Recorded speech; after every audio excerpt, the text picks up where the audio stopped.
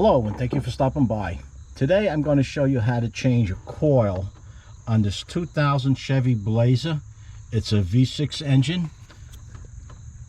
This coil is located right on top of the engine. In this case it's to the left hand side. That's on the passenger side if you're inside the vehicle. And the way to get this off, first you have these electrical connectors and they come off by opening up these tabs and pulling them off. You want to be real careful with this, especially if your Blazer is as old as this. This plastic has a tendency to get brittle over time.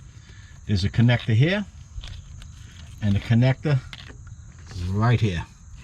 After you get these connectors off, pull the wire off that goes to the distributor. This may be an original. I'm not sure if that's a screw or a rivet. If it's a rivet, this would be an original coil and this piece is connected to it. Now, to get this unit out, we have to disconnect this bracket.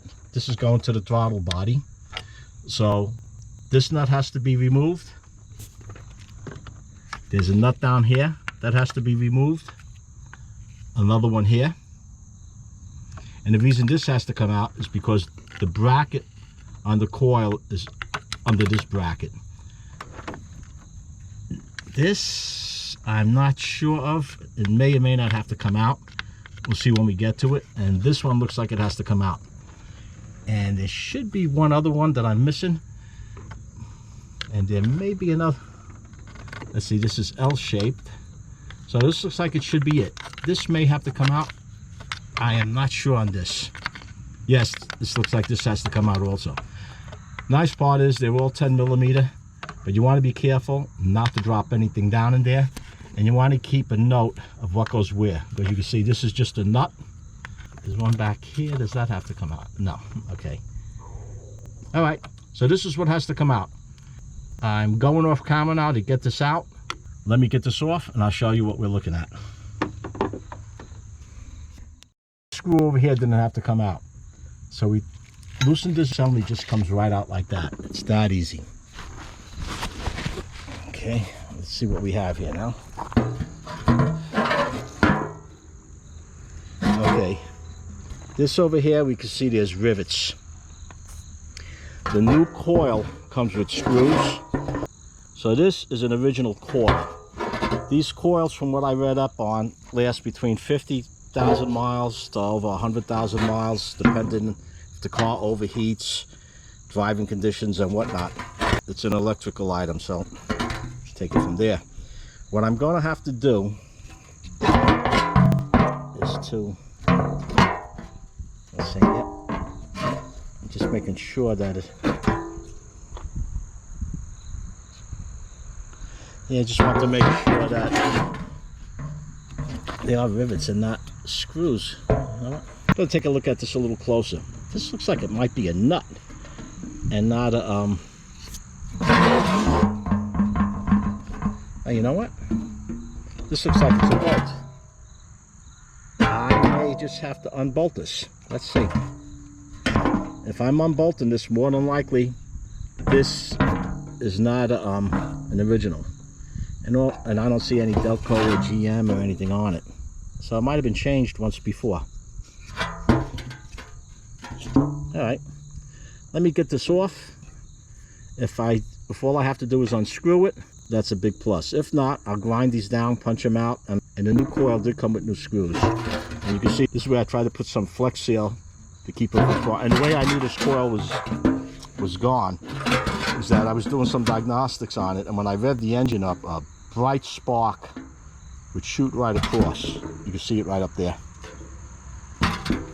All right, let me clean this up, get the new coil on, and we'll reinstall it and see if she fires up.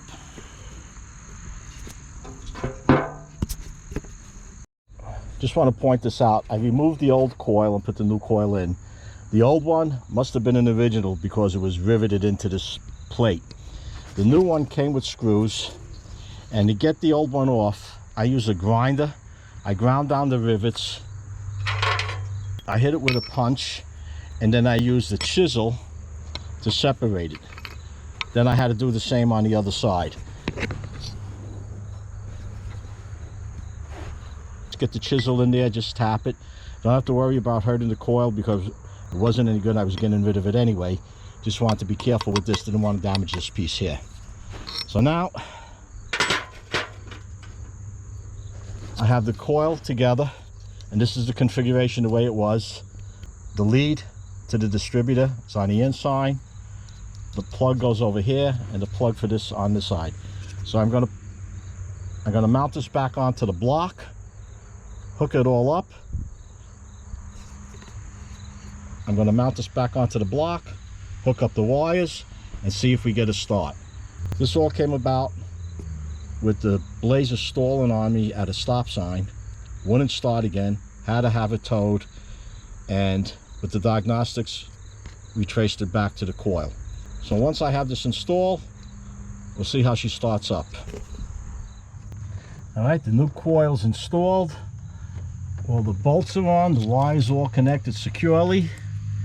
Let's go see if this starts up easy or if I have other issues still.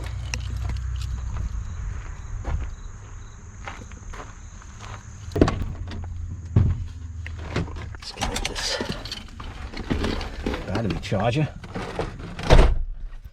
Let's see what we have.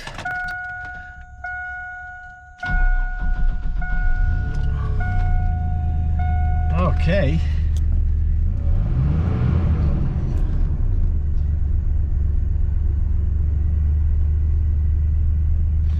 Now you notice the service engine light went out also. Security light on this is always on, that's nothing new. Now yesterday with the old coil, when I stepped on the gas like that, it would just stall out because it was arcing.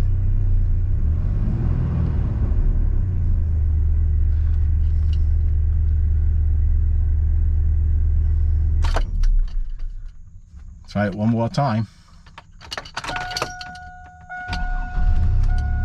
Okay, started right up. That brings this video to a wrap. If you have any questions, comments, post them down below.